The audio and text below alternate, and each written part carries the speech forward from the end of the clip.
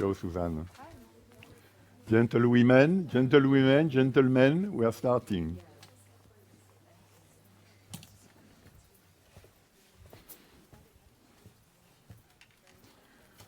I also have to tweet, but in a minute only.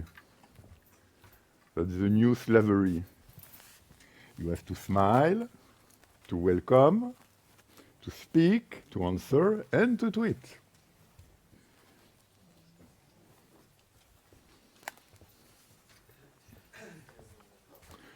So I'm very happy to be there in this premise because, as you see, it's a regulatory matter and it's good to discuss it from the CER premise, which is totally neutral. Here, CER is a premise, nothing more.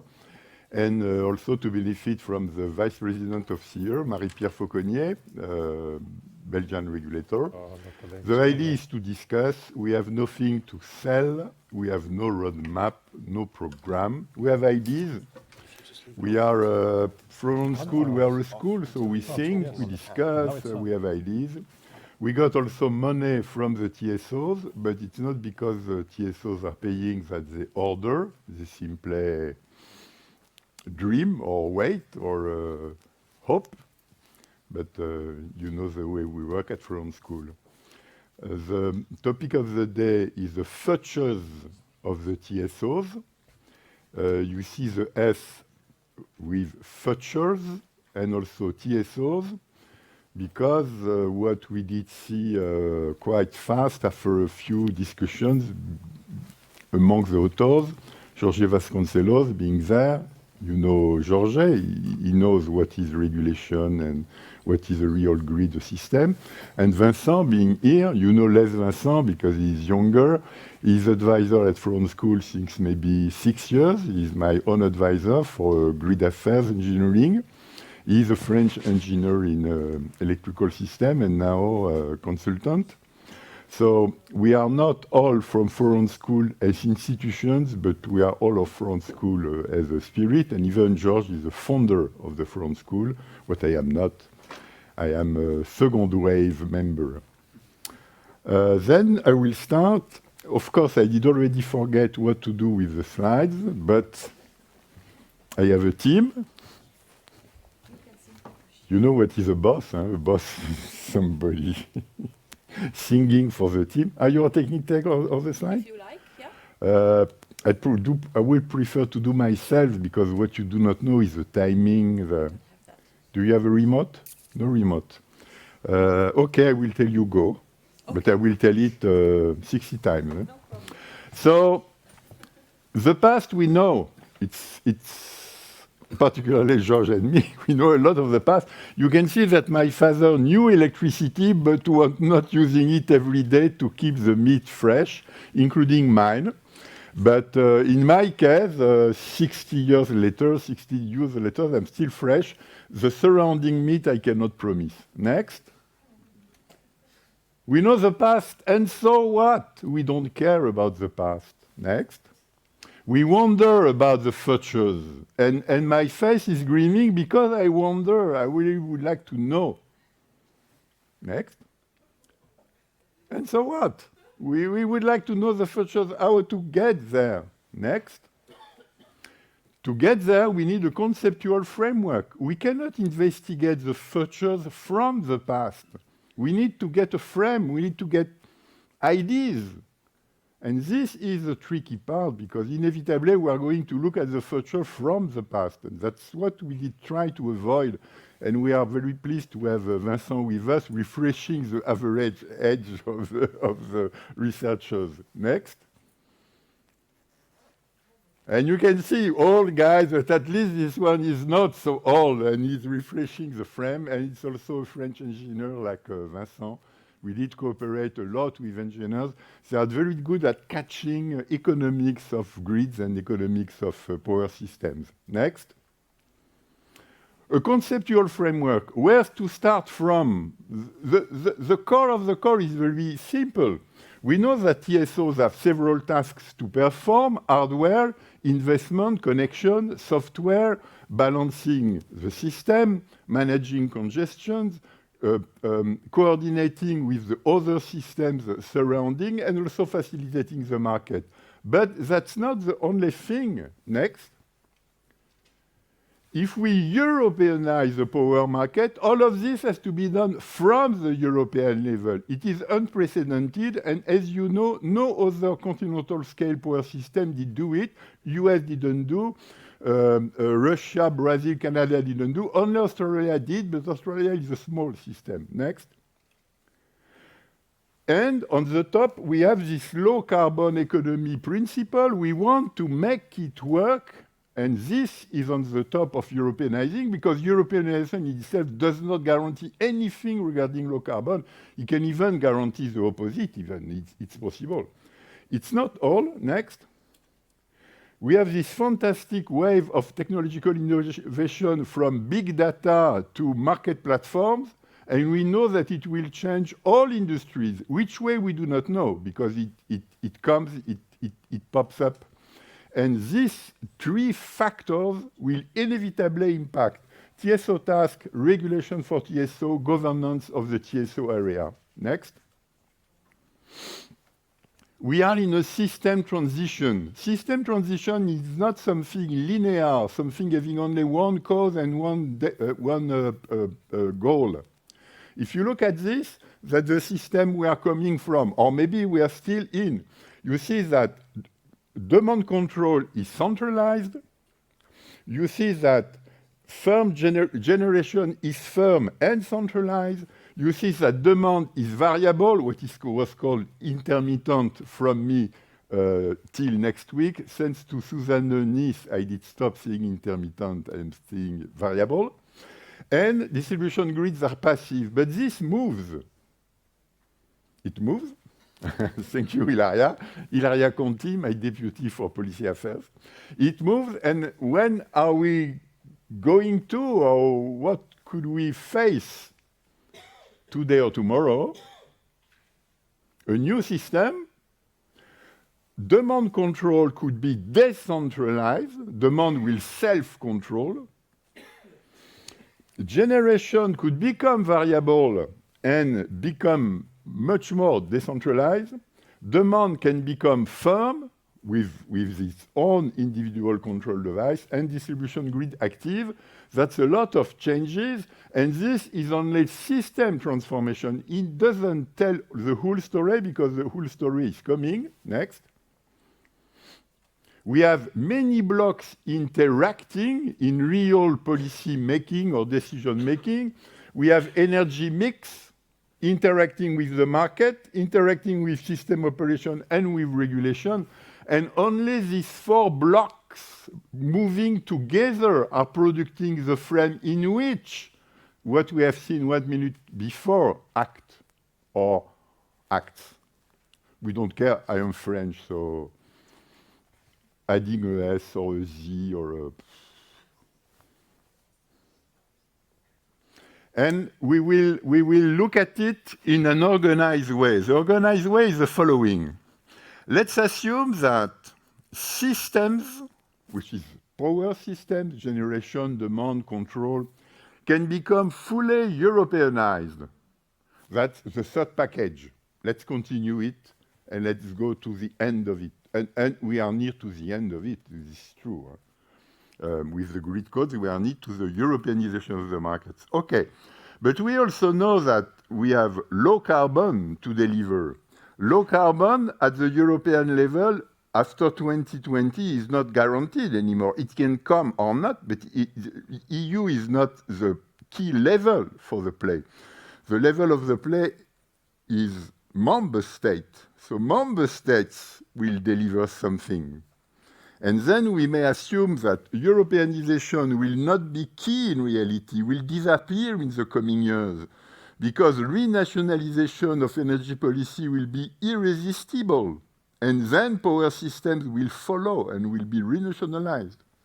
A third possibility is totally something else. It is that because we push low carbon and renewables, we will inevitably, with the technological wave, we will inevitably have more and more local action, local systems, local responses, local controls, And even the national level will disappear, and we will have only thousands of local systems and local actions blossoming. This is only, this is only if we take, shit. I thought my spectacles were moving, but they were not spectacles. Is only if we take European level, and the only thing interesting is yellow except red. The decarbonization is problematic within the third package because the third package has not been conceived to decarbonize. The third package has been conceived to Europeanize. What should we get from Europeanization, full Europeanization, but Europeanization only? We should get EU integration of centralized resources because they can be shared, they can be moved, they can be controlled. We should, for this, have at system operation a European computation of the system and European actions taken to make the system balance, operating, etc. Third, who will be in charge of? But if it is really European, we will need European tools, European markets, and we will need European-wide or at least regional ISOs operating the system, and remaining TSOs owning the assets but not operating it. And then we will need a new regulation because this regulation will have to be adapted to an investment wave for European transmission and not at member state level. Of course, it will be in countries. Second, we will find a way to allocate cost cross-border because the level will be EU. Third, we will need a EU supervision of market and system operation because it will be key. And then we will need a kind of European regulator, and how this will articulate with NRAs, that's an issue, but to be solved. Next. Here we are looking only at 2 actions of the TSO. I know that we have 6 key actions, but it's impossible in 20 minutes. So we look only at 2, connection and investment. And we see that if we are going to fully Europeanize it, it's the yellow box. Connection will have to be adapted to EU centralized resources, let's say North Sea, which is a typical, and you remember the story of Supergrid. Supergrid was conceived to Europeanize new resources, but we know we will have also flexibilized RES popping here or there, but we don't know how this will be arranged with this big European centralization. And entity in charge, we will have ISOs. This we know, it's logical. But then if we have ISOs as the level of connection, what will become the DSOs and things growing at DSO level? Question mark. If we look at investment, we know that we will have higher cross-border investment because the European level is the level which is key. And we know we will have use of innovative grid technology, but let's say the big grid technology, the HVDC, etc. And regarding the entity in charge, we have this double command, ISOs to conceive it, but transmission owners to implement, to invest, and it's a big, big change to come, if it comes. Second possibility, renationalization of power systems.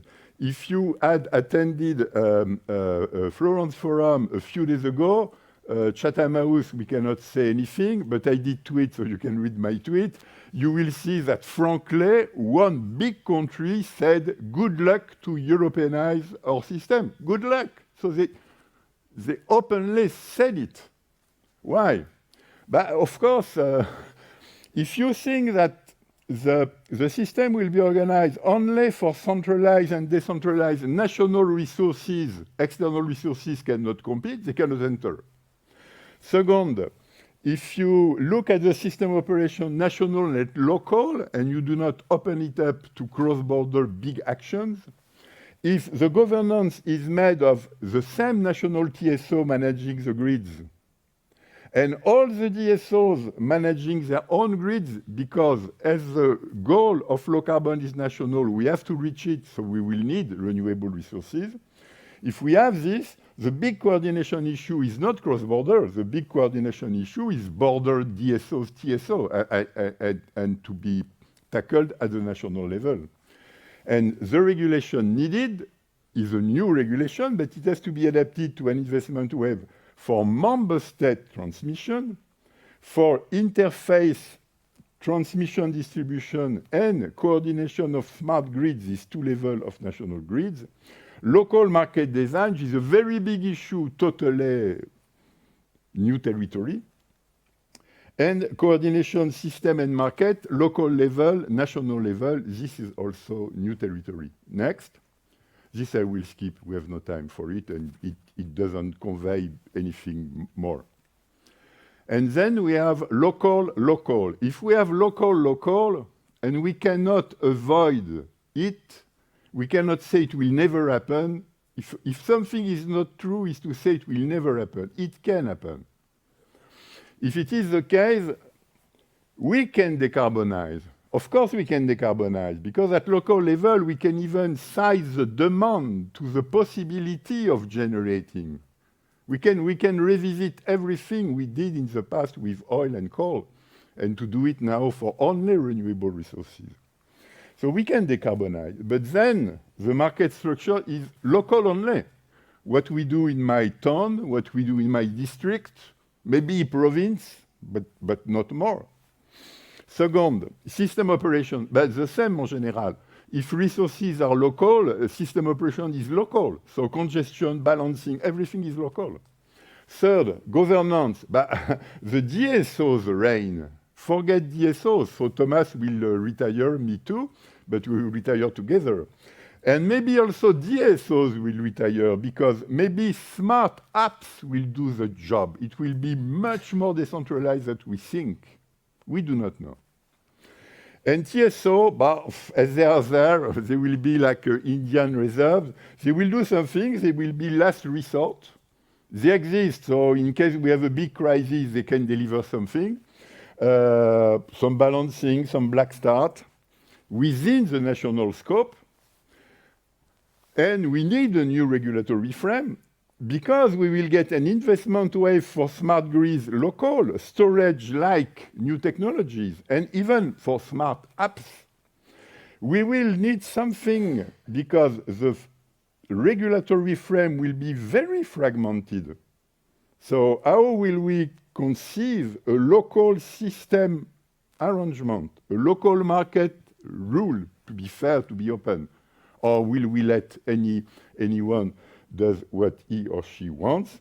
And also, you see that you will have mostly transmission stranded assets, but maybe also distribution massive assets stranded if it becomes extremely local, extremely smart apps. I guess I did it. The next I will skip. Thank you. The next. We did look only at hardware, because we have 6 basic tasks of TSO. We cannot look at each one. But of course, it's a bad choice I made. I made it because I thought that for you, investment and connection is clearer than the rest. It's a bad choice because system is extremely software. Balancing generation and demand. If we do not, it breaks.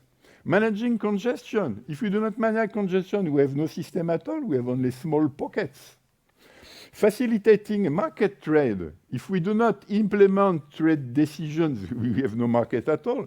Facilitating exchanges. If we have no exchanges, we have no common pricing mechanism. And coordinating with each neighboring TSO and each neighboring DSO. So the tasks performed by the TSOs in the software area are much bigger and more key than transmission. Conclusion. We skip. Conclusion. 7 conclusions like the kids of White Snow. First, none of the 3 scenarios, full Europeanization, full renationalization, full fragmentation, can easily meet low carbon, low cost. Because at national level and local level, you can do low carbon, but it won't be low cost. At European level, it's more likely that you can get low cost, but good luck to get low carbon too. So We have no key scenario, no dream scenario. Second, critical system operations for security of the system are today mainly performed by the member state TSOs. But in all scenarios, it will involve somebody else. How will it work? Security with two levels of decisions, two levels of action, who is responsible for what? Third, the existing legal and regulatory framework has to move because it has to be rebuilt for the new system and market arrangements, for new coordination tools, for new safeguards tools. 4. Any hybrid path where we will mix a bit of Europe, a bit of national, a bit of local, won't work much more or better because any hybrid will require inevitably new decisions. And if you put a big part on the EU, it's a typical energy union new path because you have a big EU part, but you have also a big local part and a remaining member state action. How combine all of this? Fifth, if the existing frame, third package, grid codes keep dominating the scene, we do not have a full-fledged legal and regulatory frame. We have serious governance issues to be addressed. How will we handle the interface member states Europe or the other interface member state local? Sixth, hence we have 4 big governance challenges. How to regionalize or Europeanize the grid planning, the system operation, the security operation, the market operation. How could we Europeanize a bit more national regulatory authorities? Second, how to restrain member state policy for security of supply, capacity mechanism, energy mix from breaking any EU frame, as UK did claim again last week. Third, how to bridge the member state national action plans for 2030, how to bridge them with the actual grid planning, the actual system operations, the actual market operation. 4, how to host local systems, new local players in our existing multi-layer member state EU framework. That's big challenges. And 7, that's the last. Today, an enormous part of the existing frame comes from voluntary and informal cooperation. That's the European way, between member states and EU players and local players as companies, etc. But will this club of the willing move fast enough to deliver the tomorrow's missing blocks in the coming system? No proof of this, and at the end, we wonder about the futures. Yeah, we still wonder. Yes, we do. Then 10 seconds of commercial. We have a fantastic online course. It's #1 at the world level. We have already 300 people having registered and paid for it. And it continues. It is updated every week by the team of people delivering it. And the scientific brain is Ignacio Pérez Arriaga teaching the same at MIT. Then next, and next, and next. We have a fantastic journal, free access this quarter, with 2 Nobel laureates, Jean Tirole and Joe Stiglitz, giving advice for the success of COP21 in Paris, totally free access. And then, to end,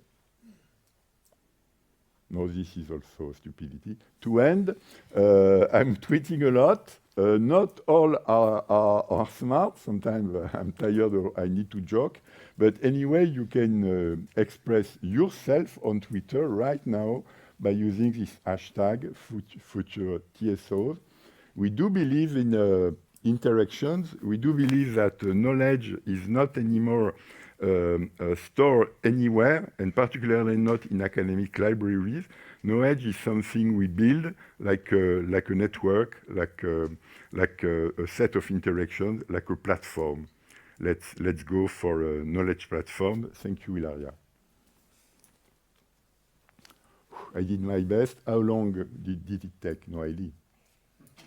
The right time. The right time. Okay. Then we would like to interact because, as you see, you have three people having produced this research. One coming from the regulatory world, one typical academic, but taking time to look at reality, and one young engineer being just in the middle because he is doing consultancy, so he sees reality, but he has also a PhD in economics from Paris. Who wants to strike? If you do not, I will, because nobody? Please do. In your conclusion number 5 on the interfaces, you didn't have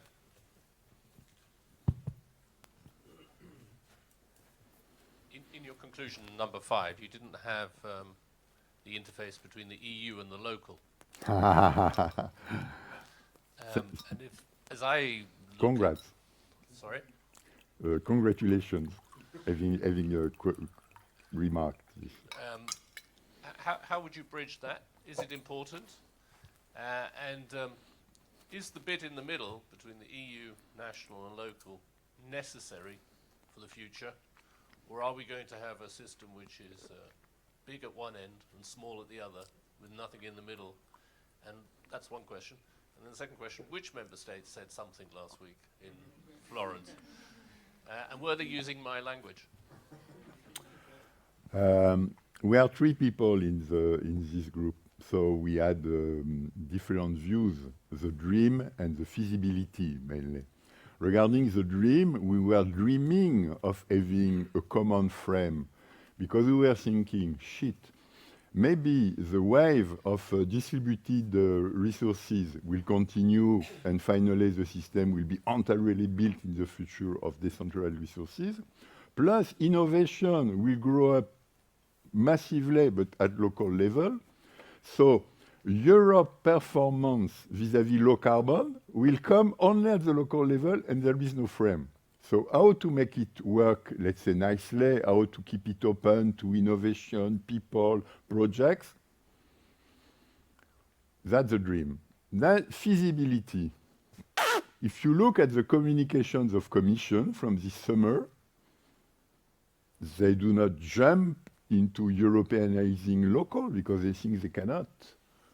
So as soon as they cannot, from time to time they say we should allow new operators to enter. Another part, something else, but there is a loose European frame for local.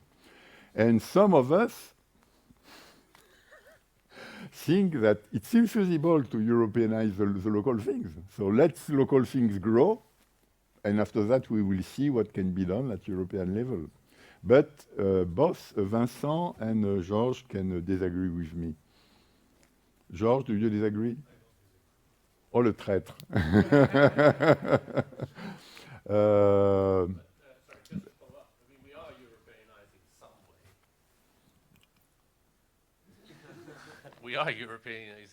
We are Europeanizing some way at the local level with a policy on DSOs. It may not. In the existing frame, let's say that We have a policy on DSOs. Is it the right policy? That's the question. let's say to be only polite that the difference between city DSO in Flanders in Belgium and a substantial size DSO in France are suggesting that we have no policy at all because we have no policy at all. One is still integrated with the supplier. The French DSO is still integrated with the supplier. They have no separated cash management. They have no separated supply function. Supply mean to buy equipment, to choose technologies, etc. It's a word. It's legal. That's a third package. But if you look now at DSO in Flanders, it's another animal. So I guess the frame is not much Europeanized. It could be a bit Europeanized through NRS, but if NRAs want, because NRAs are, let's say, linked to European thinking of action. But if you look at the report made by Sear, I guess, you will see that the report says, for this we know, for this we know, for that we do not know. I have the impression that the size of the part where we do not know what to do is a bit big. And I didn't say that it was UK, the country, because it was Great Britain. Vincent, Georges, something to say? Geert.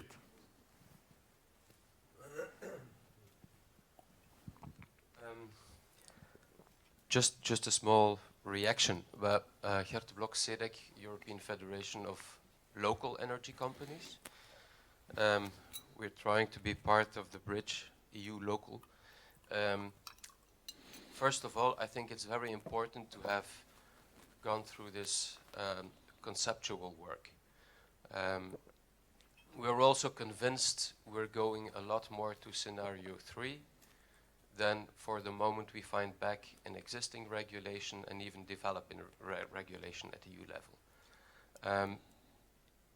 And the energy union, you put a question mark to a new path.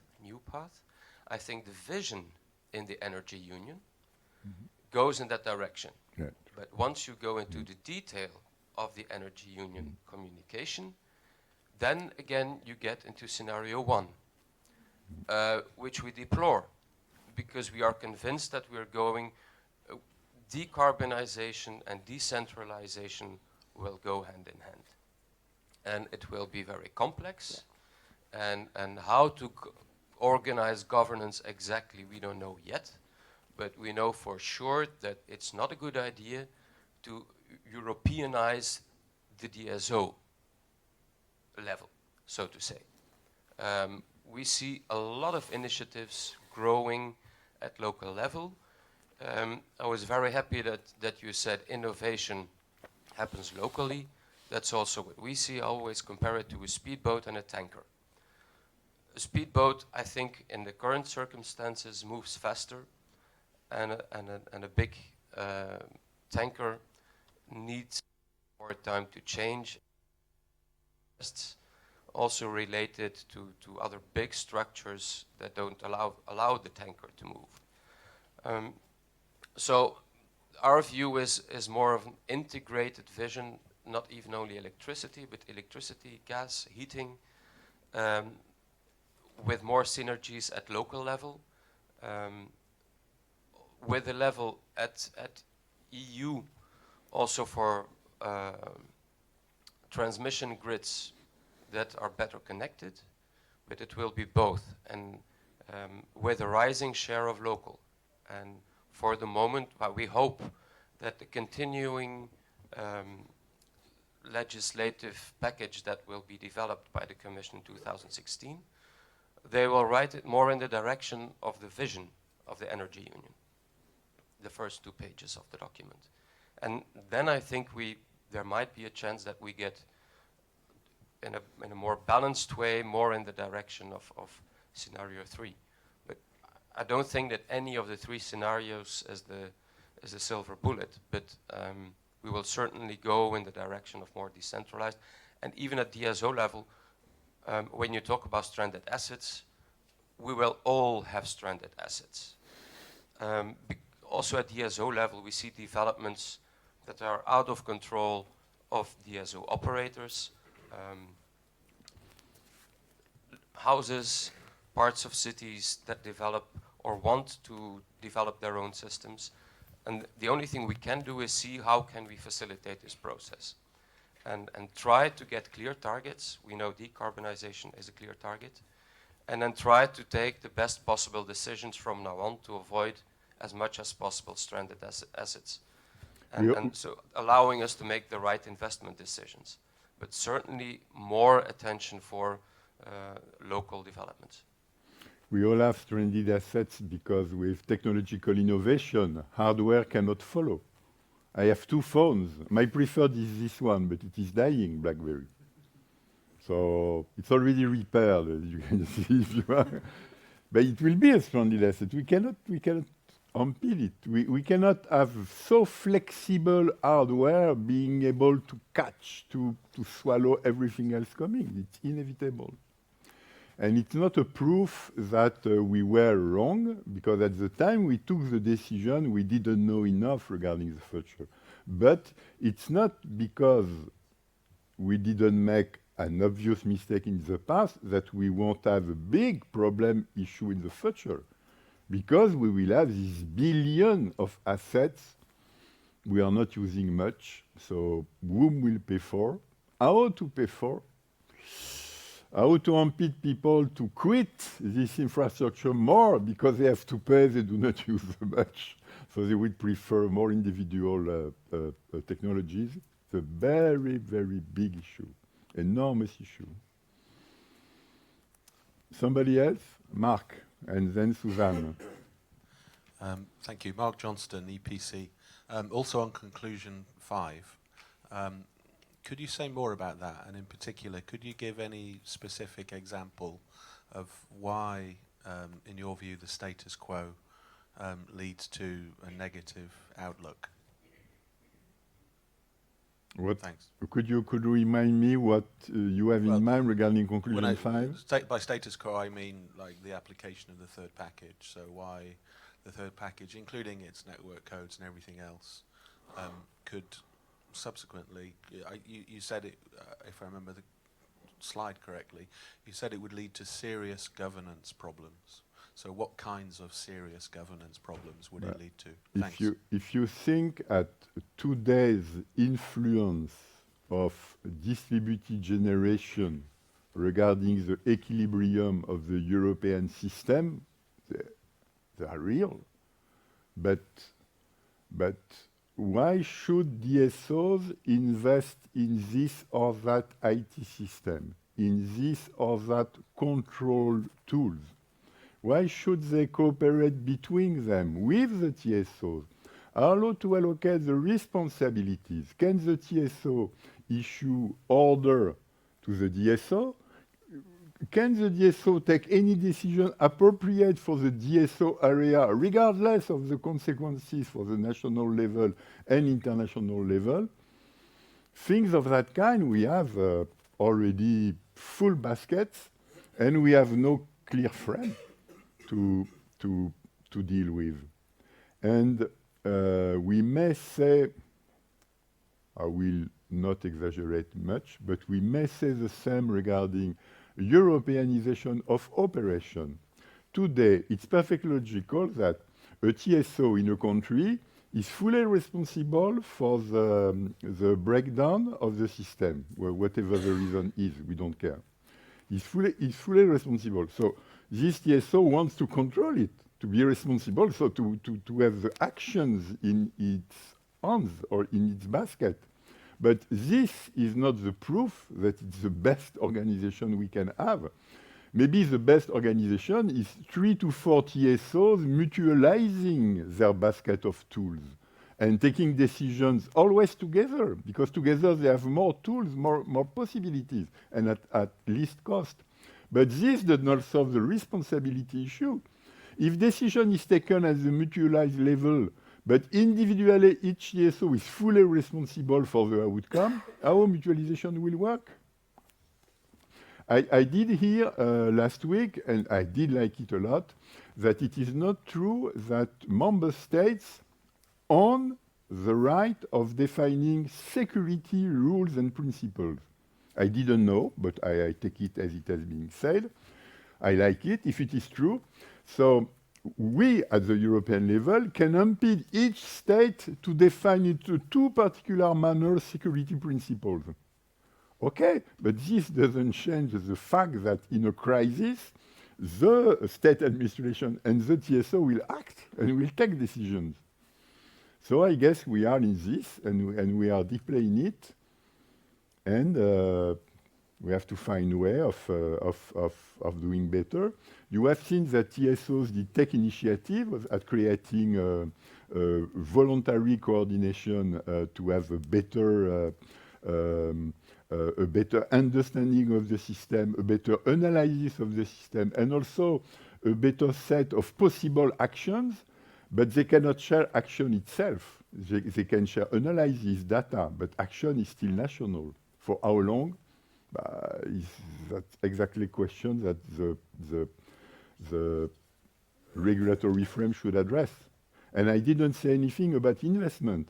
If we think that in a region we have to invest this to get that at the region level, then who will pay? Will we get a regional stamp? Because this investment will be regional. Will it be accepted by regulators to have a regional stamp on a new investment? That's the thing I have in mind, Mark, when I was writing this with my colleagues. Do you want to add something, Vincent? George, do you want to add something? Suzanne. Yeah, first of all, many thanks for this very timely and interesting study.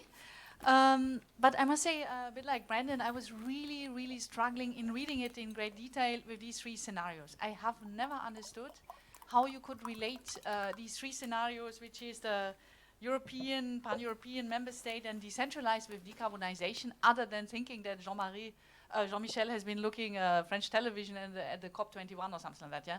I just don't see the link, and I don't think that the decentralization and decarbonization go hand in hand necessarily. There's no reason for that. And there's many other reasons, I'm German myself, to understand why in Germany, for example, decentralization is the fashion of the day. It's to fight the eons of this world and many other reasons like that. And I think in having these three scenarios, in a way, you risk to get the rest wrong. And you fail out on some of the main issues, which Borchert was saying that on his market design consultation, we understand in the responses that we got the questions right. And I would completely agree. I think they really got the questions right. You do not have the regional dimension addressed sufficiently in between member states. I think you also miss out on the status quo, for example, the network codes. What are they contributing to all these things? Yeah? And this is a bit, I think, the limits of this study, not even talking about then what has to happen on the regulatory side and the interaction TSO and regulators. Yeah? So I think that's a bit the thing. I would have had maybe these three extreme scenarios without referring at all to decarbonization, because there is no link between them. And in any case, okay, but you don't pretend this, the scenario in the end will be a meshed one. Suzanne, we can choose to disagree or to agree. It does not matter much because they are only words. It's only a conceptual framework. So it's not delivering a roadmap. It's even not delivering a policy program. It's not saying the system will be this one. Therefore, you have to do that to get it. It's not. It's really conceptual. If we think concept, if we think individually logical hypothesis, we may think that we see three alternative systems in the EU, the European, the member state, or the local. If we think this, what are the consequences for system operation? We have two chapters. They look at 6 TSOs tasks, and for each of the 6, they say, in this scenario, this is likely. In that scenario, it is this which is likely. And we look at it for the 6. And then, after having done this, 6 3 times 18 blocks. For the 18, we say, is it easy to make it work or not? This is quite easy. This, oh, good luck, etc. But we do not say what should be done because we don't want to say what should be done. It is the job of Commission, of stakeholders, TSO and NRA's first line, Florence Forum, but it's not our job. It does not make any sense for us. Why it does not make any sense for us? Because most of the things we have to do are novelties.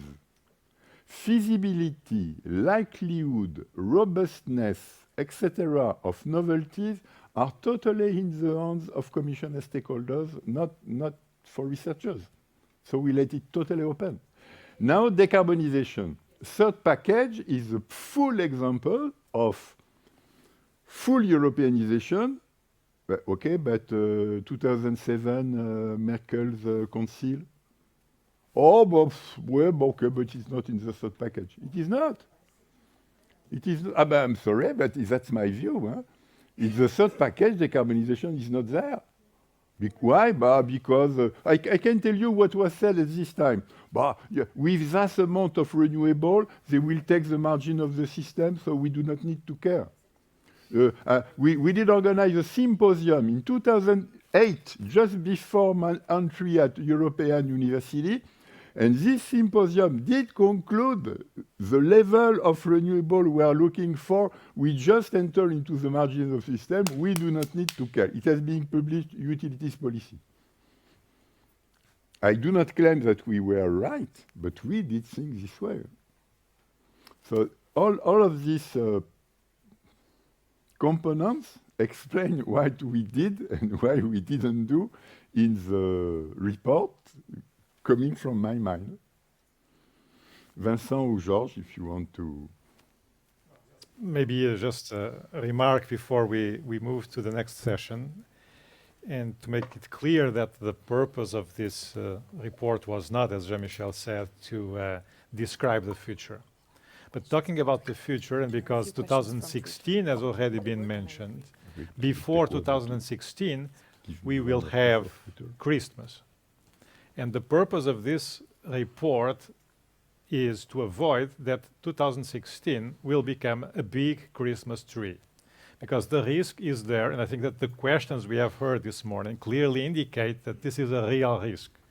That everybody wants to put something on the top of the Christmas tree, and that politicians will try to please everybody and to get something from everybody to assemble a nice Christmas tree. And this is the risk. And this report is basically a warning.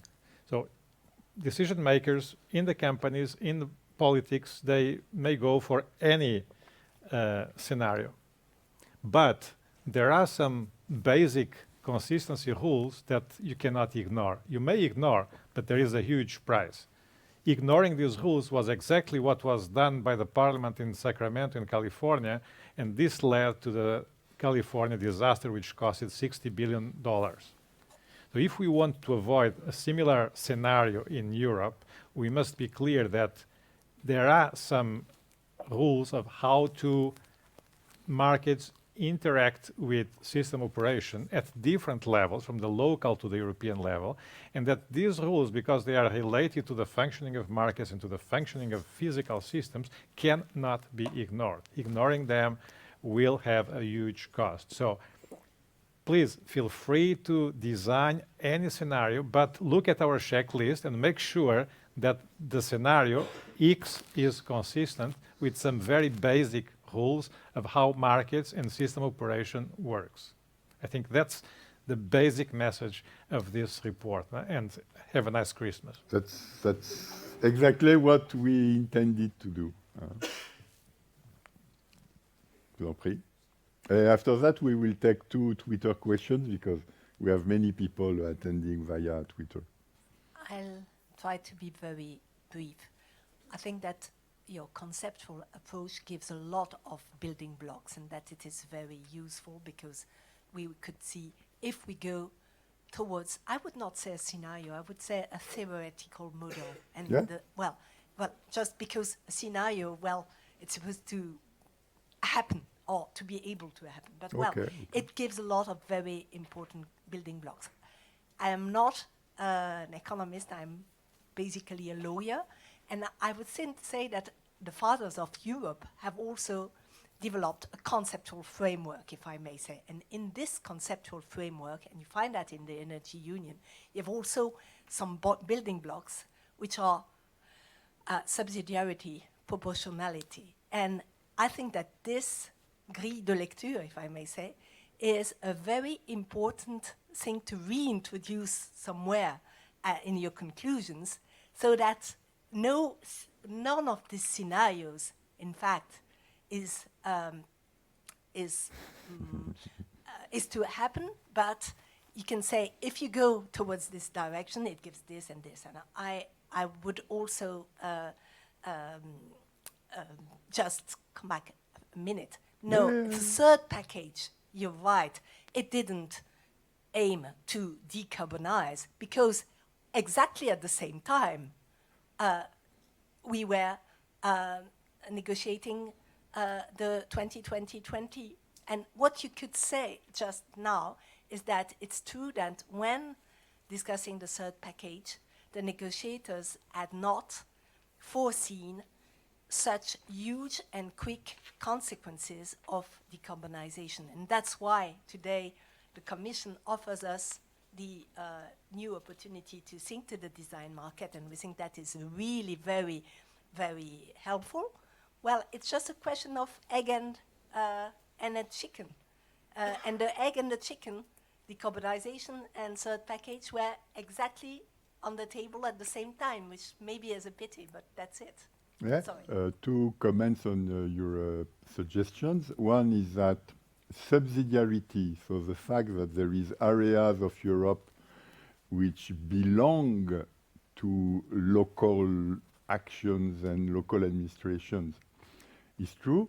The opposite, which is that openness of blocks, we have blocks no country can close except by quitting the EU, is also true.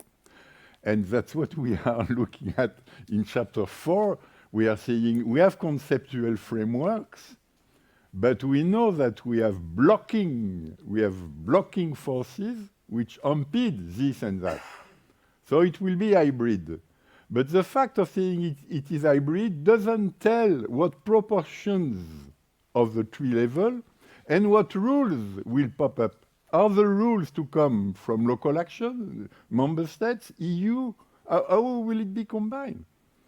So, and then communication of the Commission for market design. I can say what I did say already. I do congratulate Commission for the communication, because Commission is really realistic, and Klaus Dieter is clear about this. We have a frame of action. Within the frame, what's the best we can do? That's the best. Let's go for the best. Outside the frame, that's up to you, Europeans, to go outside the frame, because me, Commission, I will be inside the frame. If you want to work outside the frame, you can do. You are European citizen. You can claim this or that, as said Geert a moment ago. We need to take Twitter. We are taking 2 tweets, and after that we will come back to you. Because now people being not in the room are a member of the... Okay, so maybe a more technical question and a more general one. So the first would be, how are the CO2 reductions quantified for the various scenarios, from Thierry Paulet? And a more general one from Smart Energy Europe, wondering, but what do TSOs want? Question 1, I will disappoint our Twitter friend. We didn't, the 3 of us, we didn't measure CO2 reduction. Why? But you can see that 3 people cannot do it. We need data, we need modeling, we need... And by the way, you need a bit of money. I cannot tell you how much, but I will say 30K to 50K to run it. So we didn't have it. So we did take the existing studies, and on these studies, we did add our conceptual framework. What the TSOs do, that's funny to ask this to me, but I never refuse to answer a question. In my mind, TSOs do not exist. You have this TSO, that TSO, this other TSO. This exists. And you have NSOE. It's a bit contradictory to say that NSOE is not TSOs, but I do think it. And in my mind, and I hope, that NSOE will more and more be what TSOs do at the European level, and less and less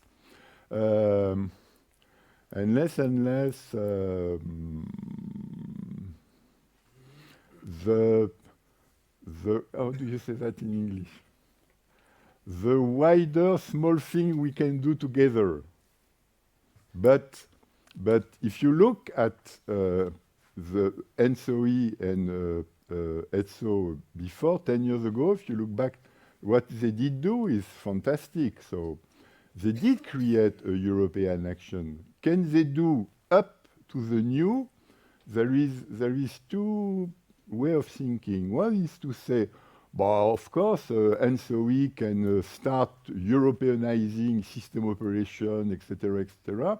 The one is saying, but it's not realistic because the legal frame, the regulatory frame, and responsibilities are national. As soon as these deep roots are national, you cannot Europeanize more. So NSOE did Europeanize the max. These two lines do exist. And of course, like in many big professional assembly, some TSO do not care and pay their bill, and they do not care about the decisions. That's normal. I do not know what are the... Well, I won't quote any country. This I won't have any new enemies, but that's normal. That's normal. But globally speaking, what the TSOs did at European level is incredible regarding... I remember in 2004, it was said, I always use this, it was said in 2004 that using market to balance the system was criminal. I underline criminal. Where are we today? Where are we today that not only we use market to balance the system, but we use cross-border operation to balance the market. And we have the regional initiative of the TSOs. That's what I think. But what I think is useless, because if you want to know what TSOs want, ask them. And ask them at NSOE, and after that, one by one, because you will have to version of it. That's it. We conclude, and I give the floor to this gentleman. Monsieur. Je m'appelle Rainer Lütke, je suis correspondant pour Energate en Allemagne. I'm a little lost with your presentation. I'm closer. You put everything into question.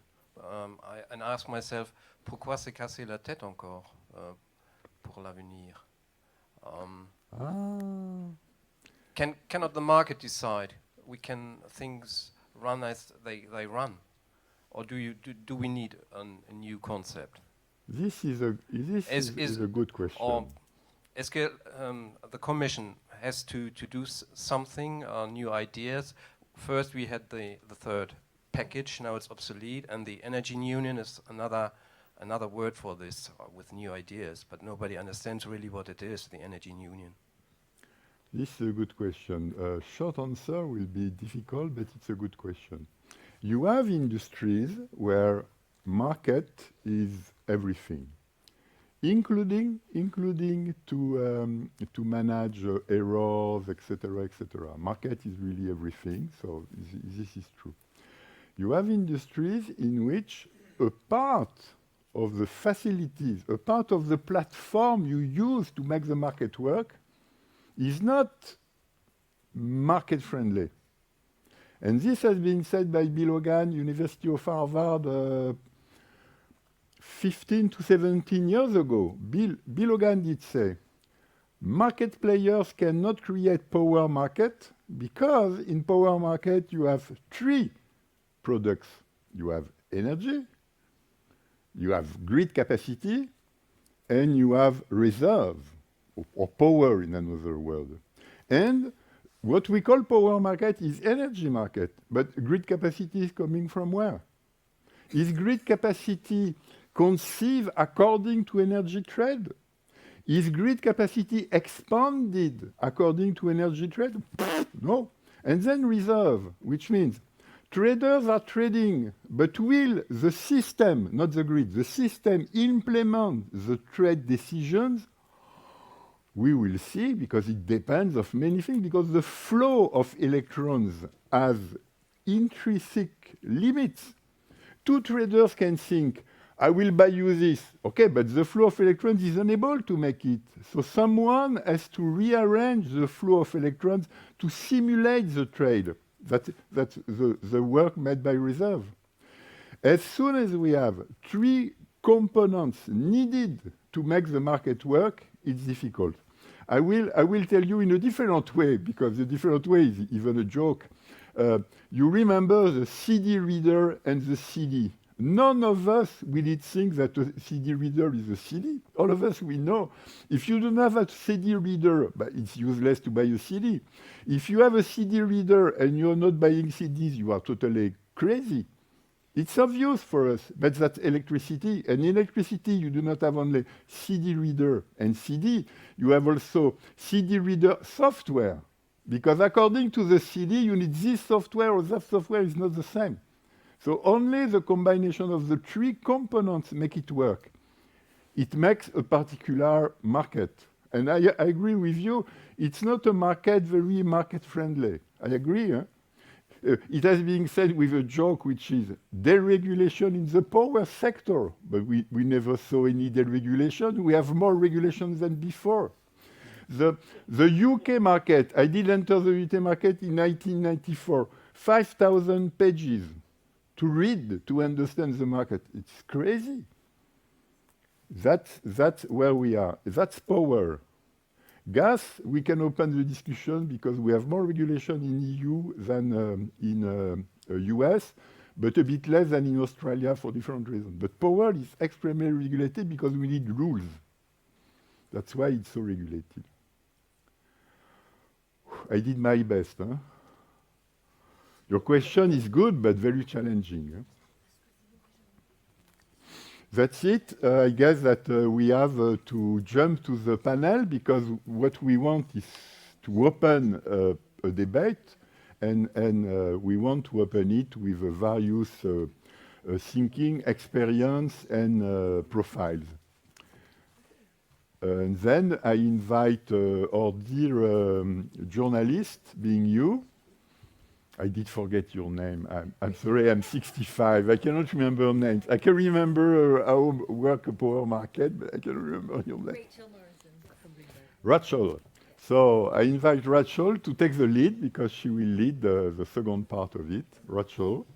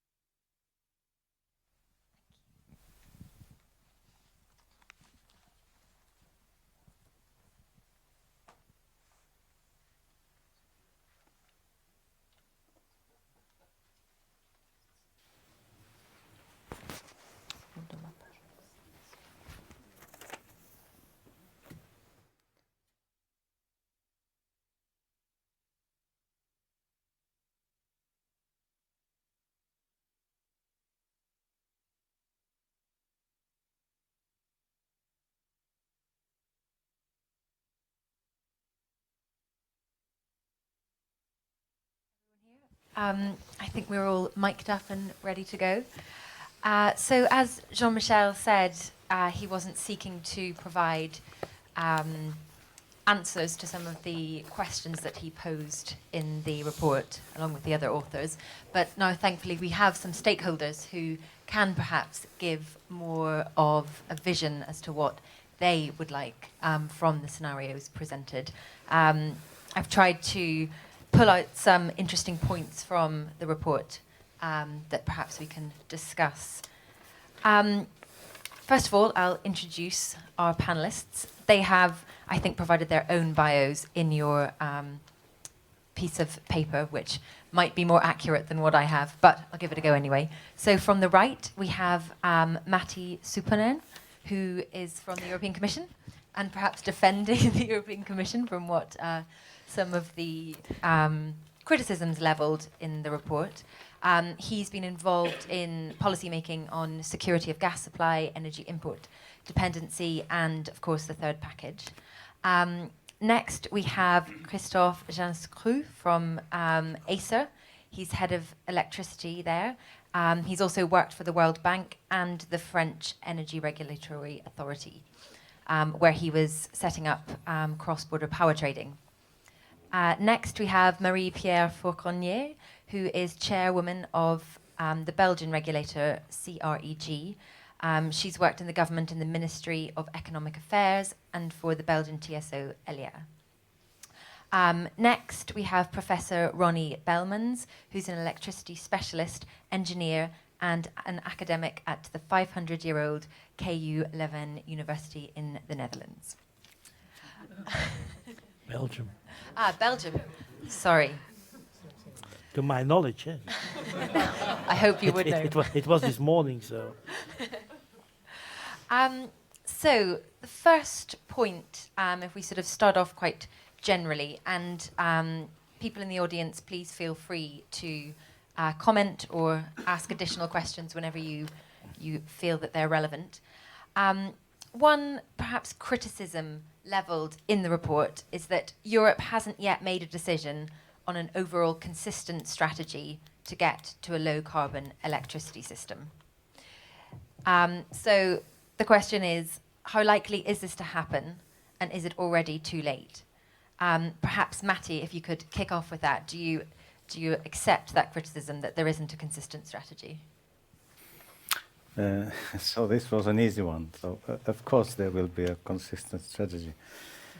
It's true what Jean-Michel said, that the third package didn't directly address climate change, but already in that package the climate change was addressed. Now we are even in a better situation. We have a commissioner who is responsible both for electricity markets, energy markets, and climate change. So for me that's the best guarantee that there is a coherent, efficient approach to this question. And Marie-Pierre, do you think it's possible from a sort of TSO point of view? Well, I'm not a TSO. I'm definitely not a TSO. But you've worked for a TSO in the past, no?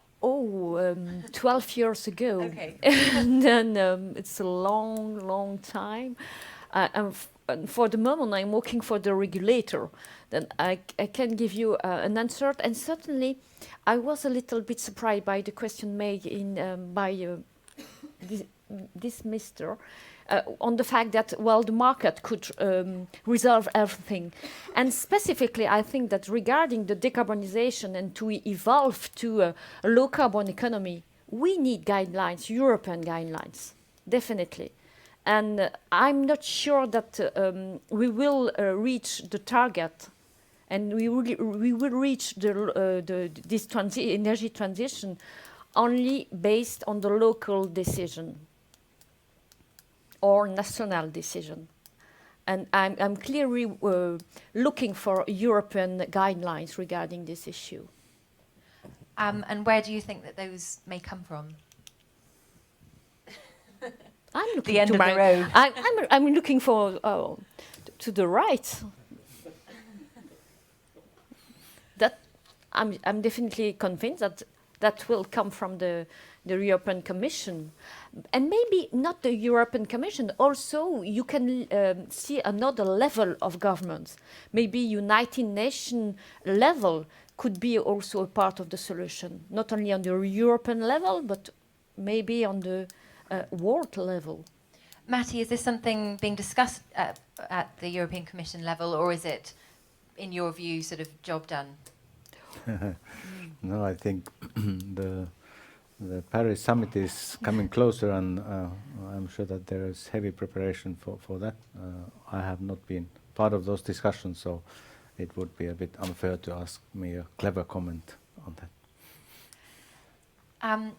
And on the point of trying to do two things at once, which is decarbonising and integrating electricity systems, perhaps this is a question for anyone in the audience.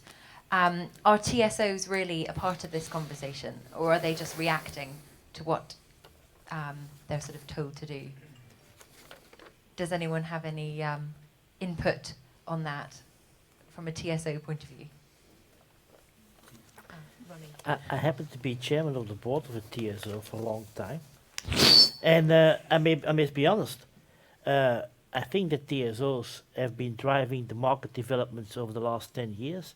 And if I see any market coupling which has been done in Europe and bringing market coupling to market together, it was done by the TSOs before there was regulation. And that's, let's be honest. And second point is, you were talking about the low carbon and the regulation that coming from Europe. May I be honest? If I look at regulation, it has always been reactive. And if I see at what's happening technology-wise these days, I think technology is at least 5 years ahead of what's coming in regulation. And if we will see the decarbonization, if I see what's developed in photovoltaics, in wind, in active demand side participation, in controlling things at home, etc., let's be honest and fair. This is not regulated, and there was no regulation prescribing that. Technology is leading ahead, and if we are sitting back and relaxing, by 2020 a large chunk of the decarbonization will be done. I've been to Korea, I've been to Japan, see what's happening there. There is no regulation. Things are happening by technology-driven things. So don't forget, it's not by regulation that technology changes. It's by active R&D and going ahead. So I'm a bit skeptical to say, do we have to wait? Yes, regulation has given a framework, what can be done and cannot be done, but be careful not to over-regulate and not to stop developing things, because the rest of the world is not waiting always. Pierre. No, I just want two remarks. The first thing is the fact you're completely right. We are not going to kill the technology development with an over-regulation.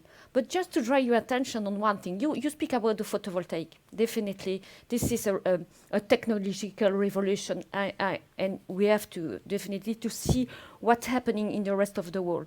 But without the regulation, I'm sorry to say that no one could pay this new technology in Europe. And you speak about the photovoltaic. Without the support at the beginning of the launch of this new technology, nothing happened in Europe, or nothing happens in Belgium. Sorry, we pay for someone give the subvention for offshore. Sorry to say, okay. The subvention in Belgium was 4 times higher than it should have been if you had looked at the technology correctly. So regulation has been far too slow, and we are paying too much for it. That's for sure. But I fully agree as a technician that you have to push technologies in the beginning, but don't do it too long. Okay, that it's fine. Second issue is regarding the role of the TSO. I think that's something very important regarding the TSO is the fact that regarding the energy transition, there has to be facilitator. This is a rule for the TSO regarding the energy transition, and certainly for regarding the flexibility services and so on, they have to rule this kind of really to play this kind of rule. But we have to avoid the fact that TSO at certain moment become judge and jury at certain moment as a market player. This is something very important for the regulator. Okay. And Matti, you wanted to come in on something? Yeah, I just wanted to make an observation on the TSO behavior, because I've been watching them already quite some time, In the beginning, I remember discussions where it was 110% complaining. So basically, the TSO said that there is too much wind already, we cannot accommodate more. And it took quite some time before the attitudes changed, and the TSOs realized that either they change the mind or they will be out of the business. Somebody else will decide on their behalf. And I think now the TSOs, compared to the past, they can make miracles, and they are looking forward to huge amounts of solar and wind to be further integrated in the system. Perhaps I see some TSO representatives smiling, so I think this statement was correct. Christoph. Yes. I will be nice with TSOs. I have to be nice with TSOs, so I will avoid to say anything about TSOs. Just to come back on your first question, whether we have a consistent policy for the decarbonization. I don't know. I'm not sure we have a consistent policy for the decarbonization. But what I'm sure about is that we need market integration to deliver this policy in a sustainable way. And this is maybe one of the criticism I have with this report. I think in that respect I share Suzanne's concern. I have the feeling sometimes that in the three scenarios that you present, you tend to oppose the decarbonization policy and the market integration process, as if we had to choose one or the other. For me, the decarbonization is and will be the main driving force of the market integration process. And without market integration, this decarbonization policy will be unsustainable in terms of cost. So for me, regardless of the scenario that will materialize in the future, you will need fully integrated market. We could discuss the obstacles to this market integration. I think you listed some of them in your report.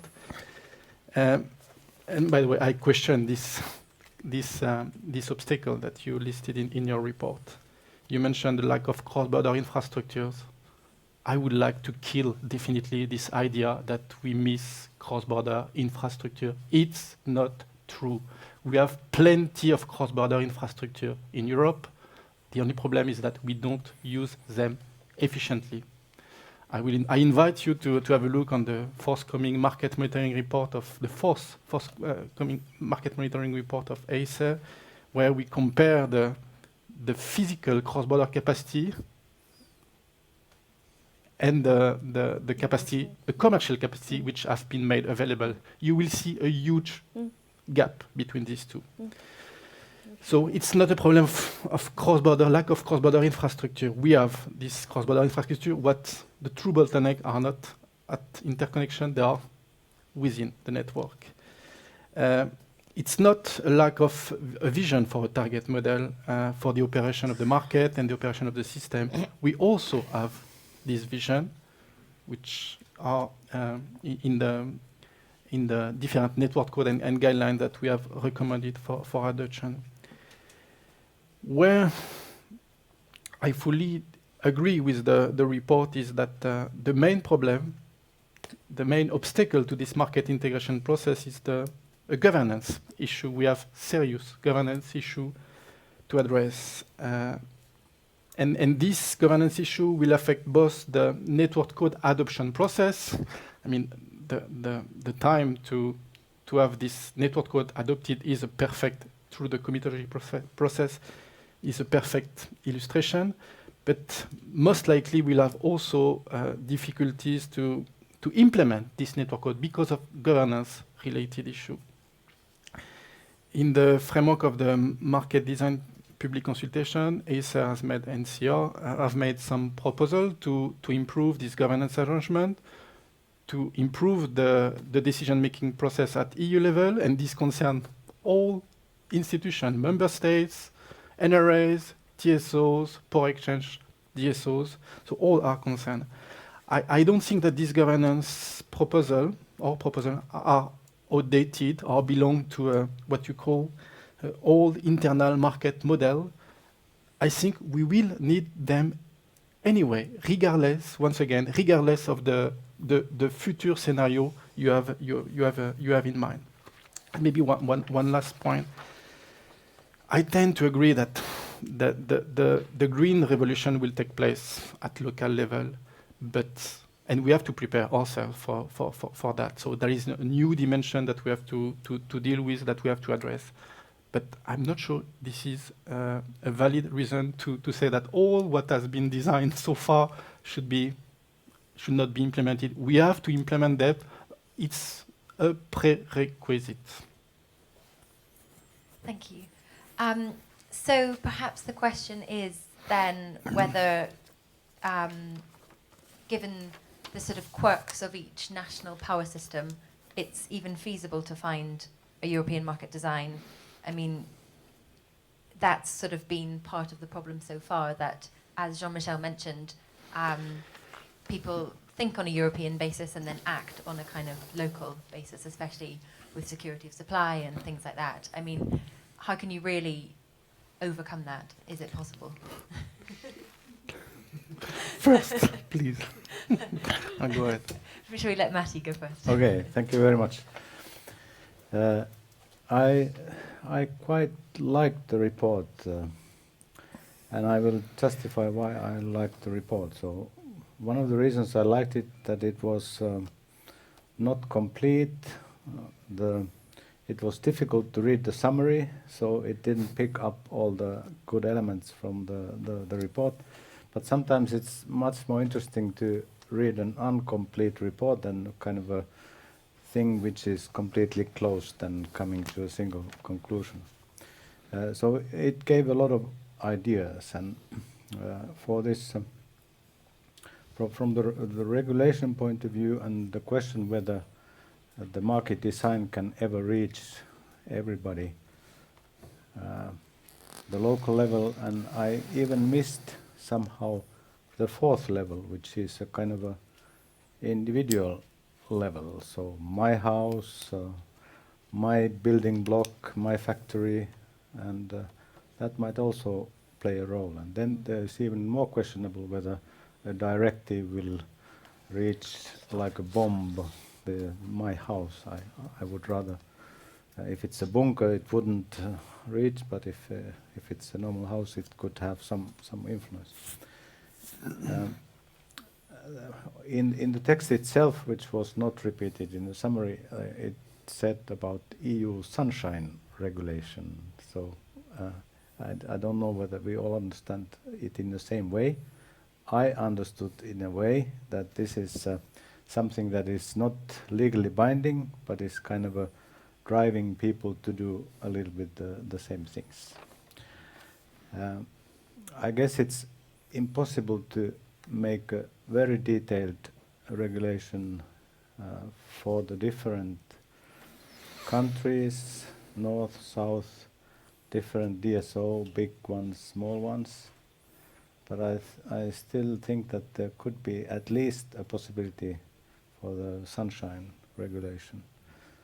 So organizing the debate at the European level is already a good start, and I feel that we could go a little bit further. That might require a solid counterpart at the DSO level, but not only at the DSO level, so that this discussion will bring us somewhere. Christoph, do you have something to add? Yes. To your question, to come back on your question here again, I strongly believe that the market integration process will be key if we want to have a stronger cooperation, a stronger coordination between member states. And here again, I do believe that the network code or guidelines, which have already been adopted or are on the point to be adopted, will force member states to better coordinate. if they are properly, if this network code and guidelines are properly implemented. Two concrete examples. The bidding zone reconfiguration. Let's assume that we have a proper decision-making process, which is not the case in the guidelines, something that I miss in the guidelines. I would have preferred to have a robust decision-making process. But let's assume that we have such a robust decision-making process. This process will force member states to better coordinate. Let's assume it's too ambitious to redefine the bidding zone process. To redefine the bidding zone. We have the capacity calculation method, the approval of the capacity calculation method. As I said before, there is a huge discrepancy between the physical cross-border capacity, which have been built, and the capacity which is made available to the market, a huge. Through this approval, the definition and approval of the capacity calculation method, which will come very soon, we will have a tool to significantly improve and try to fill the gap between the physical cross-border capacities available and the network, the commercial capacity. One of the big challenges will be to get rid of the discrimination between the inherent discrimination between cross-border flows and internal flows. Through this simple tool, if we are able to increase significantly the amount of cross-border capacity made available to the market, then member states will be incentivized to coordinate better their energy policy. TSO will be incentivized to better coordinate their redispatching action, the way they operate the market. TSO will be incentivized, and NRS will be incentivized to invest where this is really needed, i.e. not necessarily on the interconnection, but in the network. So through these tools, which are already foreseen in the CACM guidelines, for instance, we will have a tool. Through these guidelines, we'll have a tool to force member states to better coordinate. Pierre, yes, I just want to come back of one of the conclusions made by Jean-Michel, is the fact that the way used to build Europe was, and the basis was a voluntary and informal cooperation. And for me, it's something very important. And when I listen to you, Christophe, I'm a little bit surprised with the word used, like to force, to push. It's not, I'm very ambitious for Europe, definitely. But I think that you have to find a sort of equilibrium between the fact that we must move to an integration, the market integration, définitivement en français.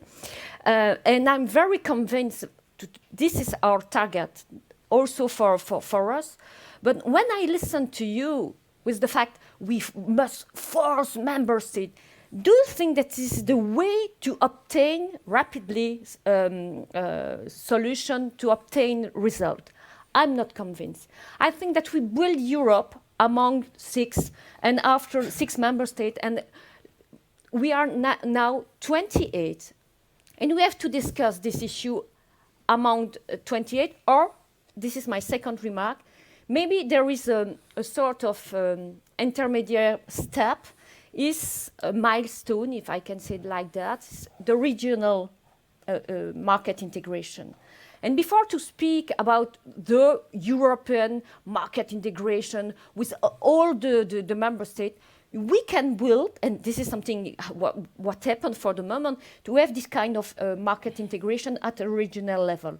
But please, I'm coming from an era, and please, I have to explain to the customer what we are doing and why we are doing that. And we have to be very pedagogic. To have all this kind of thing in mind, we have to explain the benefit of the market integration to the customer. and to keep that always in mind. It's always easy to say from a European organization, you have to do that, member state. This is not the way to build Europe. And for me, this is not the way to continue to build Europe. Ronnie, is the regional approach one that you would take as well? I'm an engineer, so I'm a simple person. Nobody's perfect, and I do like the report because the report is much more structured than the explanation of Jean-Michel. But that's also nothing surprising. But we are good friends, by the way. If don't know, we have always been. If you really want to have an integration of the system, electrically speaking, there can only be one solution, and that's nodal pricing, period. Because the nodes are politically independent and do not depend on borders. And as long as you're going to talk about the bidding zones and everything, I can give you 25 results for the optimal bidding zone. Give me what to optimize for, and I will optimize it. Okay? If you say for the maximum of renewables, I will give you other bidding zones. If you say for having more lignite in your system, I will optimize it. If you say to make it more reliable, I will optimize it. There's only one solution, that is nodal pricing. Whether it's politically acceptable, I don't care. But if you ask for it, that will be given. Okay? And then you will have all the signals you need to do whatever you need, and then there is no discussion anymore about redispatch, because there are no borders anymore if you go for nodal pricing. That's the very simple answer. And the rest is all fudging and a plaster on a broken wooden leg. Okay? So this is clear. Market integration. May I doubt that we can do it with one size fits all? And I noted down here, TSOs have an easy task compared to DSOs. Gert will be very happy with this statement. Okay, so from my point of view, the DSO has a much more versatile group of clients to serve. There's a big difference between Ronnie Bellman's and a factory consuming few gigawatt hours per year. Or a city, or Ronnie Bellman's living in the city of Brussels, or Ronnie Bellman's living at a rural area. So the DSOs has a much more versatile task to do. And it's also much more integrated with other energy resources. I'm not interested in electricity. Professionally I am, but not as a person. I'm interested in the level of comfort at home. I'm living in well-feeling at home. And this can be served by a thermal grid, a gas grid, electricity grid, or anything like that. So if we look at the product energy as a comfort provider for the small market and energy as a big commodity for the big consumers, you will see already two markets emerging with two different market organizations needed. And I think we should deliver, as if Europe wants to deliver something for its consumers, it should deliver a choice on how to get to that comfort and not pushing each individual energy vector on its own. And these are two things, nodal pricing and the difference between the market commodity-wise and energy as a comfort. Two of the things that you mentioned there, customers and DSOs, bring me on to the point of storage, which the report does look at. And in one of the scenarios, it has the development of flexibility sources, so storage, demand response at a local level and on distribution grids, and optimization also at a local level. So do you think that this is how storage will be incorporated into energy systems? And as you mentioned, Ronnie, regulators are 5 years behind technology. Is this a good time to start getting ahead of these developments to avoid similar integration problems to those associated with renewables? I think that storage as a flexibility provider is a key option. It will not only be electricity storage, it will be heat, electricity stored as heat, electricity stored as probably as products. But what's very important is that I do believe that it will be distributed. Because if you look at the big elephants in the room, these are not the way to go. If you look at the investments needed, if you look at the technology drivers, for instance, if you look at the price curves for batteries that are coming along, battery storage is seeing a price evolution compared to PV over the next 5 to 10 years. So I don't see really the game of big storage devices like hydropower, and there will be much more embedded storage, like there is embedded demand-side management, like there is embedded generation. And it will be far less capital incentive and will be moving quite fast. I do not believe, although I'm driving one, as the electric vehicle as a storage device, because I don't want to give my batteries of my car to the grid. It would cost me too much. But independent batteries at home, embedded in your system, that's the way to go. Matti, do you think that the European Commission can do a better job of storage from the outset than perhaps happened with renewables?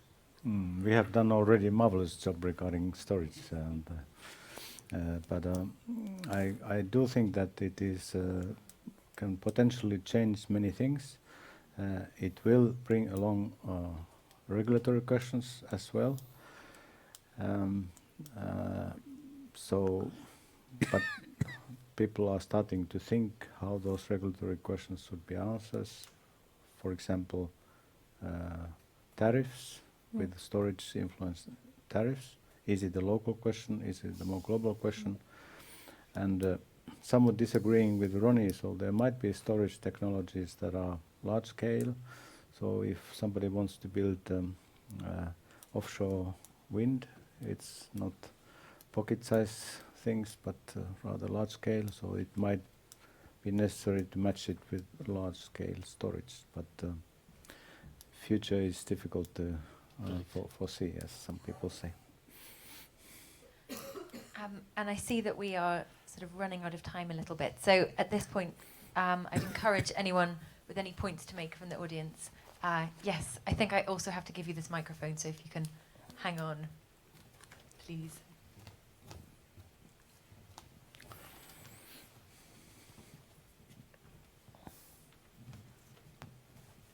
My name is Judith Zajnán, and I'm a Hungarian journalist. And I would like to come back to Christoph and my favorite bidding zones. ESA recently issued an opinion about the German-Austrian bidding zone, and you received some criticism that this opinion points perhaps in the direction of market disintegration rather than integration. So I would be interested in your take on that. And also, what do you expect as next steps after this non-binding ESA opinion? Thank you.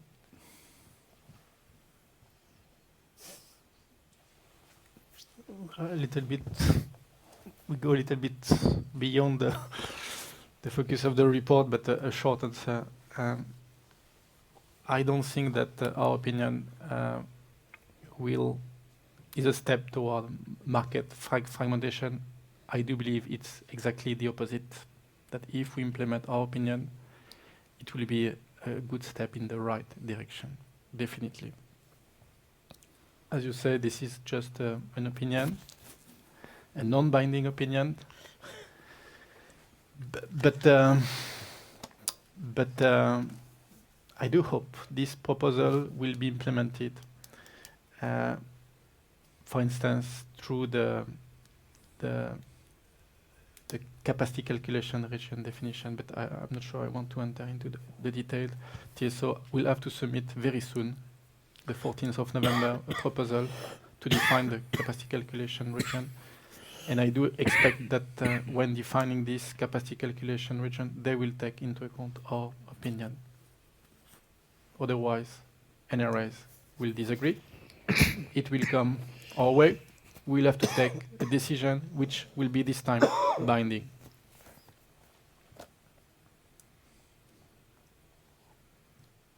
Any other questions?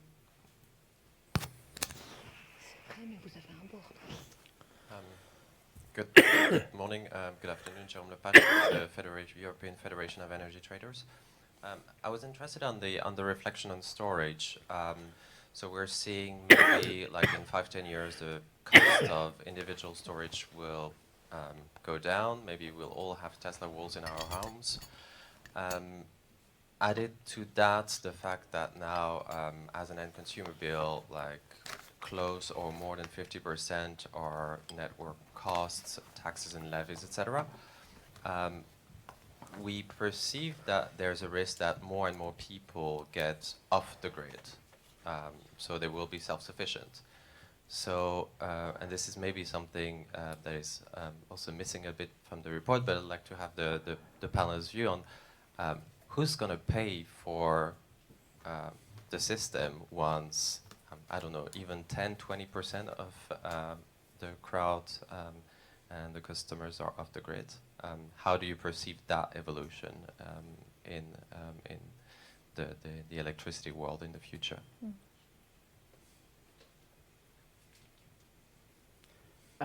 It's to me. Any takers? Let's speak. Let's be honest.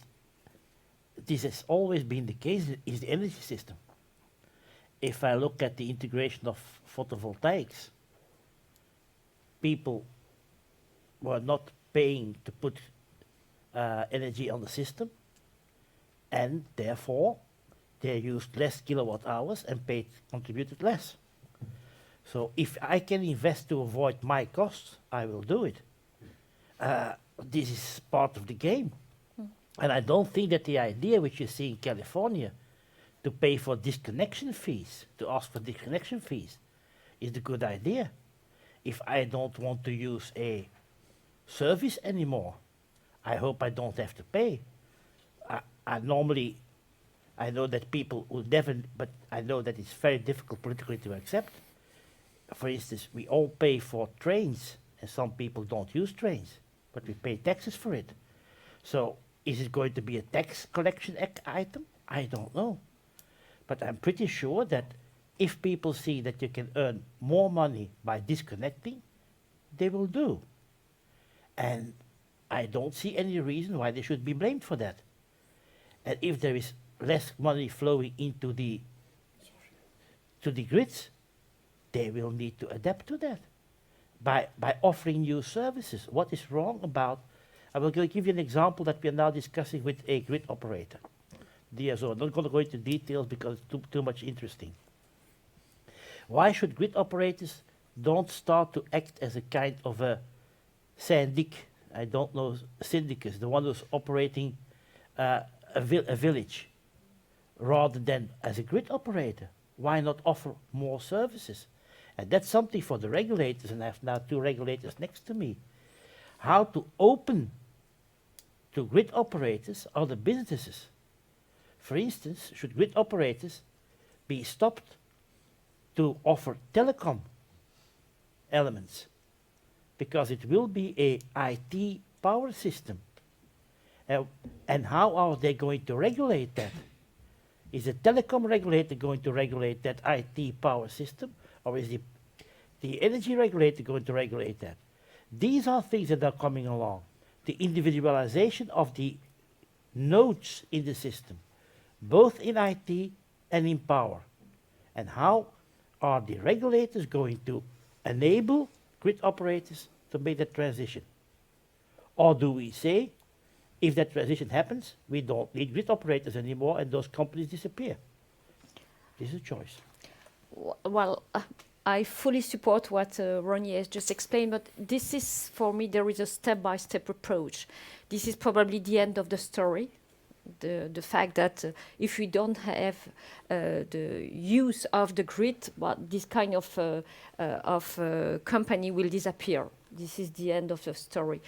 But I think that before the end of this story, I think that we have to move to, first of all, we have to be sure that all the customer has not the use of the grid anymore. A lot of customer will certainly want at the first step to have a to use the grid as a backup. Then you have to pay for that. If you are not using the grid anymore, but just as a sort of security, you have to pay for this kind of services. And we have to move from this actual tariff to capacity tariff. I think it's the first step to answer to your question. But this is only a step, and I fully support what Ronnie has explained. I think that this company has to move and to offer other service just to survive. But if there is no need for the grid, but no need for this kind of company. But I'm not sure that will happen in a couple of years. This is really the end of the story. If this kind of company will not move.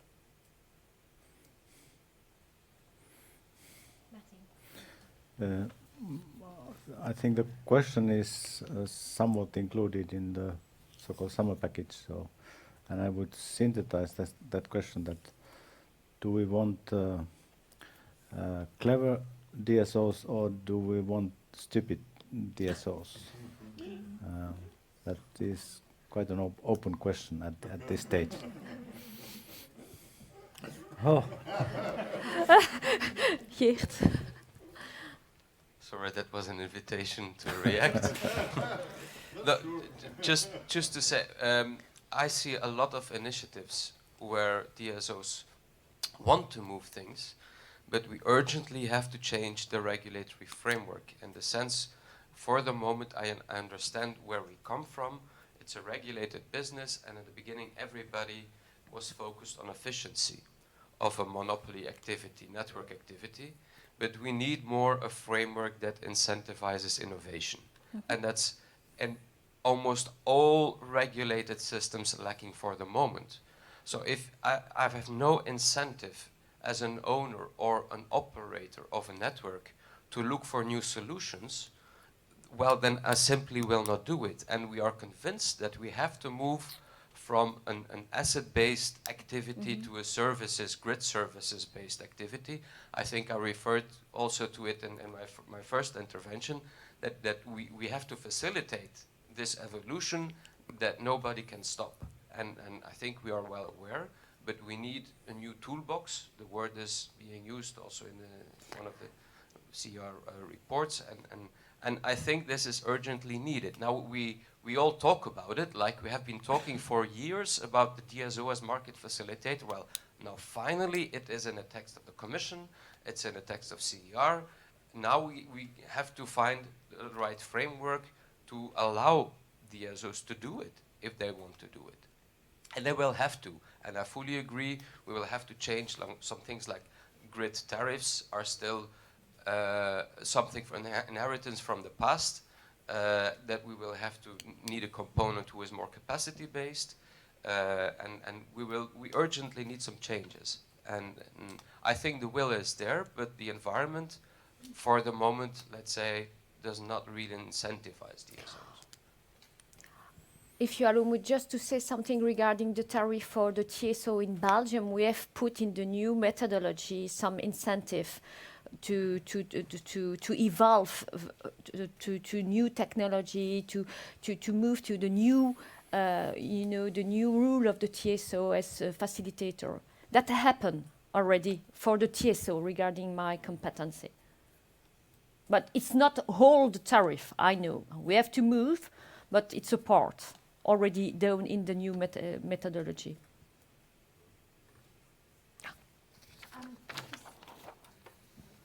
Rainer Lütkus again. Should big TSOs with less than 100 clients, should they be unbundled or not? Can someone give me an idea? Matti, it's for you. I have to think about it. Less than 100 clients might not be many, but you might also think about less than 10,000 clients. That depends on the size of the client. You can have, for example, big company, 100, very large company, chemistry company. This is what you have in mind? May I reverse your question? Can such a small DSO really operate efficiently, or should it not merge with the neighboring DSO? No, it's a TSO? Or No, it was DSO. It was DSO. Yeah. Oh, TSO. Ah, it was DSO, excuse me. because they are not unbundled, not yet. So should they not merge to get more efficient? That would be my non-economy based engineering answer. Does this work? Maybe not. Here, can I offer you my? No. I think it does work. So we have a poll that we've been asking people online who are joining us to respond to. The question was, in 10 years, electricity TSOs will, option A, have more powers than today, B, have fewer powers than today, or C, have completely different powers than today. And overwhelmingly, the winner was have completely different powers than today. And disappear was another one, which has 2 votes. Only 2 votes. 10 year? It's 10 year. In 10 years' time, yes. What kind of different powers could they have? I mean, is it kind of adapting to a completely different energy system, or is their role that will change? I mean, what do you think people have in mind when they were answering this? Well, was it TSOs or DSOs? T. Transmission. Like T.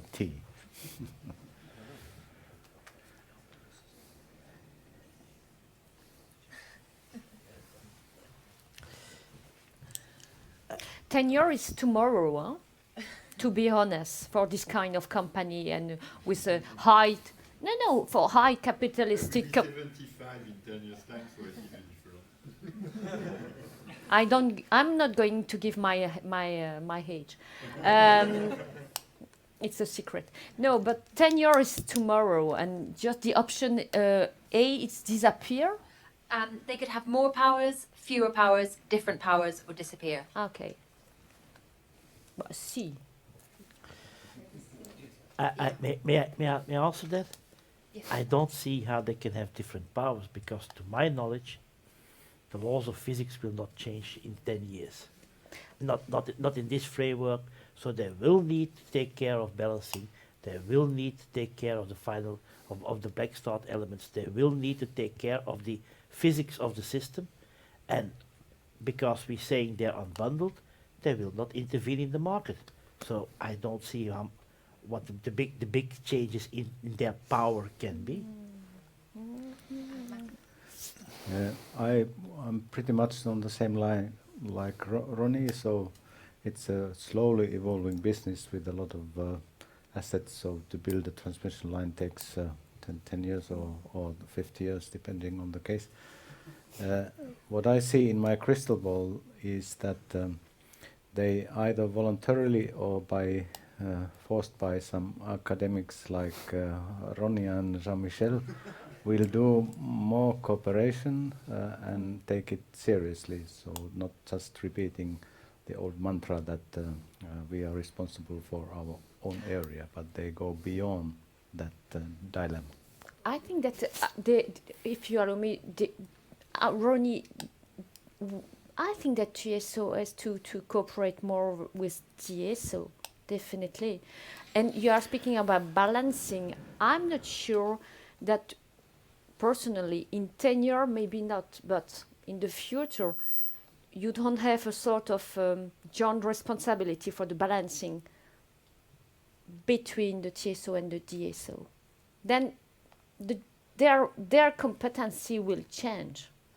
I don't think Okay. there is going to be so much link in those elements.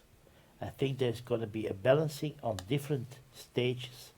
There will be a local balancing in the house, in the neighborhood, in the city, and each will have their horizon of working together, and it's only the residual unbalance which is passed to the next level. And it's going to be a totally different ball game, but the game of the TSO being a balancing on a very large area will not really change. For the moment in Belgium, the balancing is only in the end of the TSO. Then the world will change with different level of balancing. What for the TSOs?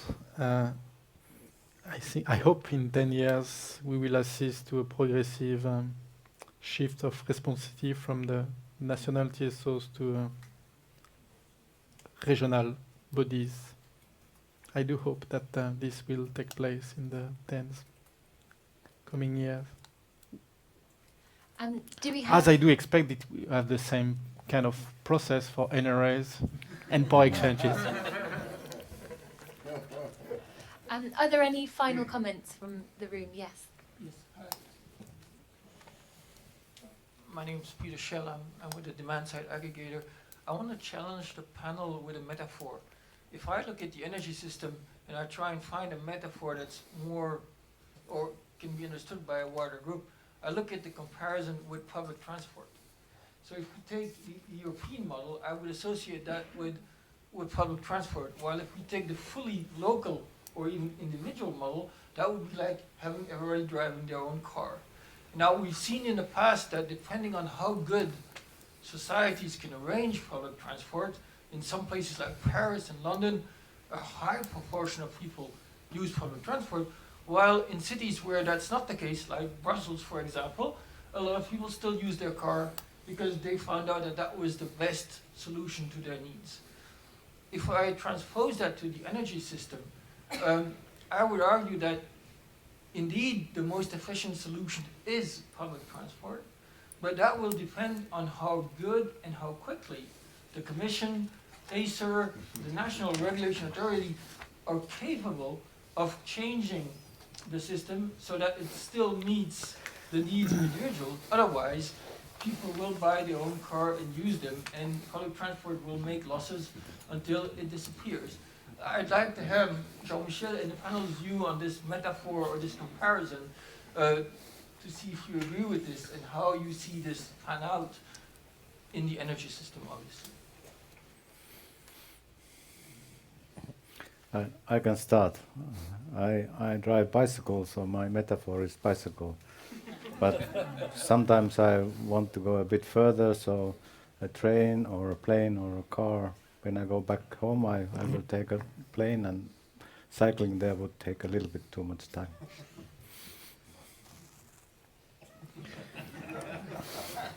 May I react on that? I think, if I'm be honest, the individual transport will, via IT and IT solutions, become more and more like a public transport system. If I have cars, if I have shared cars, if I have all that sharing of transport means, which are put on a highway, and I look at the car in front of me and the thing operates independently of anything else, within 10 years, it will be a individual seat which acts like a public transport. And I was last week in Kyoto. The Prime Minister of Tokyo, of Japan, said that for the Olympic Games in Tokyo, which is 2020, so 6 years from now, all transport of all athletes and all officials will be done by self-driving cars. So it's not something, even Jean-Michel, that people as you and I will not see. And it's going to be very dangerous because you don't hear those cars. And as we are getting deaf, it's going to be... And then the Uberization of self-driving cars is open. Yeah. Why to own your car? Well, I think that you have to keep something in mind is the fact the costs of this own car. If you make the comparison, if you want to well, you have to make at a certain moment a sort of assessment, and the people are going to do that if they could, because not everyone could pay their own car, and you have to keep that in mind to be sure that at the end of the day everyone has access to electricity and gas. I was saying that many of us, we use taxis being owned by companies, and we find it very useful. Now let's assume that, as said Ronnie, cars will be self-driven, but all cars are becoming taxis. So the fact that we rely on a large fleet to find a transportation mean will also be true of any car. So why to own your car? I do not know the price of the car of Ronnie, but I will assess that if Ronnie has a good car, he's paying more than 500 euros a month to have a car. But then you also need a bike, you also need a taxi. So we are a bit ridiculous with cars. Huh? And I do not say anything about people having wonderful Audi like former directors at European Commission, because then they are up to 800, 900 a month to have a car. And they still use taxi.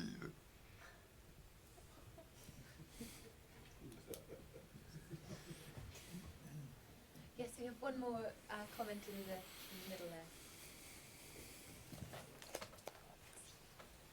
Well, I didn't think to speak again, but it's very moving for the few TSOs that are around this room to hear about will they exist again in 10 years or not. And this is, so it makes me a little uncomfortable to be.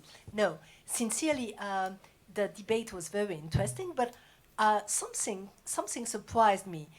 When you were thinking, if you have more self-consumption, self-production, do we need the TSOs or do we need the grid anymore?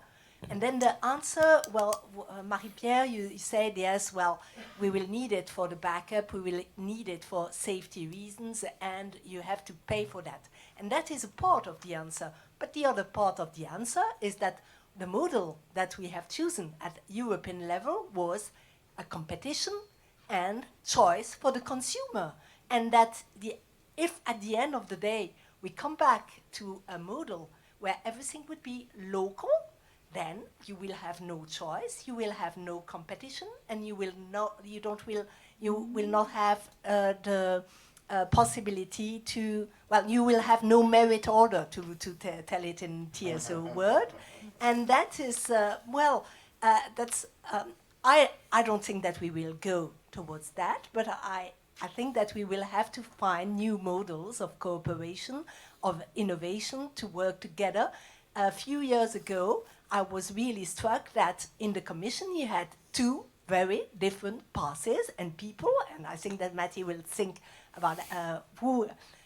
You had the, are they here? The friends of the supergrid, if I may say. All those who said, we will need this very long, very high voltage DC lines. And you had the friends of the decentralized solution. We are not going towards this two different passes. We are relying on innovation, intelligence, and things like that to make them work together. That's my hope, at least. Does anyone have anything else to add? Otherwise, I think we will leave it there. And please join me in thanking the panel for their contributions today.